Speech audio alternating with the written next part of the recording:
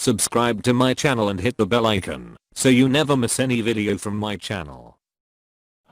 تو پہلی چیز ہے نیت انسان کی خالص ہونی چاہیے. ہر عمل کے لیے نیت ہے. صدقہ دے رہے ہیں, نیت کرتے ہیں آپ لوگ؟ کرنی چاہیے. صدقہ نکالتا ہوں قربتاً اللہ, کس کا؟ پہلے کہیں کہ امام زمانہ کا صدقہ نکالتا ہوں اپنے ماں باپ کا. ماں باپ زندہ ہوں مردہ ہوں, ان کی طرف سے پہلے نیت کریں. کیوں؟ سب سے زیادہ ہمارے گردنوں پہ حق ہمارے ماں باپ کا ہے. ماں باپ کا حق سب سے زیادہ ہمارے گردنوں, چاہے مردہ ہوں صدقہ ان کی طرف سے نکالا جا سکتا ہے. آخرت میں ان کی قبر میں بھی انہیں ثواب ملے گا.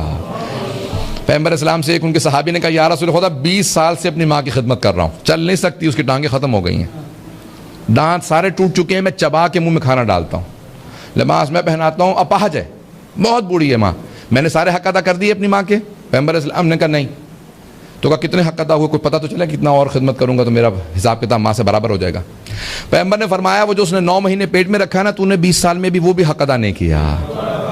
بڑا اس کو تعجب ہوا. کہا یا رسول خدا 9 مہینے اس نے پیٹ میں رکھا, 20 سال سے میں خدمت کر رہا ہوں.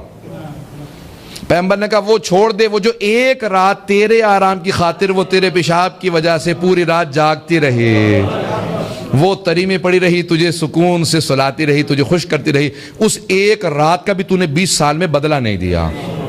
اس نے کہا میں نہیں مان سکتا, ایک رات کا بدلہ میں نے 20 سال میں کیسے نہیں دیا؟ پیغمبر نے کہا نیتوں میں فرق تھا. توجہ, پیغمبر نے کہا نیتوں میں فرق تھا. تو جب 20 سال سے ماں کی خدمت کر رہا ہے, تو ذہن میں موت رکھتا ہے, یہ مرنے والی ہے, جتنی ہو سکتی خدمت کر لو. وہ جب تجھ سے محبت کرتی تھی, وہ تیری زندگی کی نیت کرتی تھی, وہ کہتی تھی پروردگارہ میری جان اسے مل جائے, میری جان لگ جائے اسے, میری زندگی سے مل جائے. کہا ماں باپ کا بدلہ تو کبھی نہیں ادا کر سکتا. کہا کیونکہ ان کی نیت میں فرق. توجہ ہے لوگوں کی؟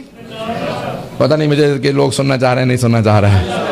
نیت بڑی عجیب و غریب ہے. پہلی چیز ہے نیت. ہر چیز میں نیت پہلے ہے, اس کے بغیر کچھ قبول نہیں ہے. انسان کی نیت اگر بدل جاتی ہے تو اس کے روز قیامت 2 افراد ساتھ ساتھ کھڑے ہوں گے, ایک دوسرے سے پوچھیں گے, بھئی میرے عمل وہی تھا جو تیرا, ایک ہی امام بارگاہ میں, تیرا عمل وہی, میرا بھی وہی.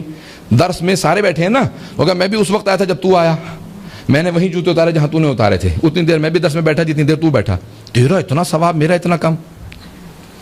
ہوگا نا روز مقابلہ کریں گے روز قیامت. تو روایت کے الفاظ ہیں کہ جس کی جیسی نیت ہوگی اس کے حساب سے اس کا ثواب ہوگا.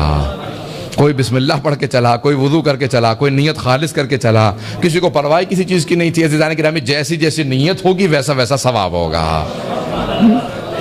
پتہ نہیں باتیں پہنچ رہی ہیں نہیں پہنچ رہی ہیں؟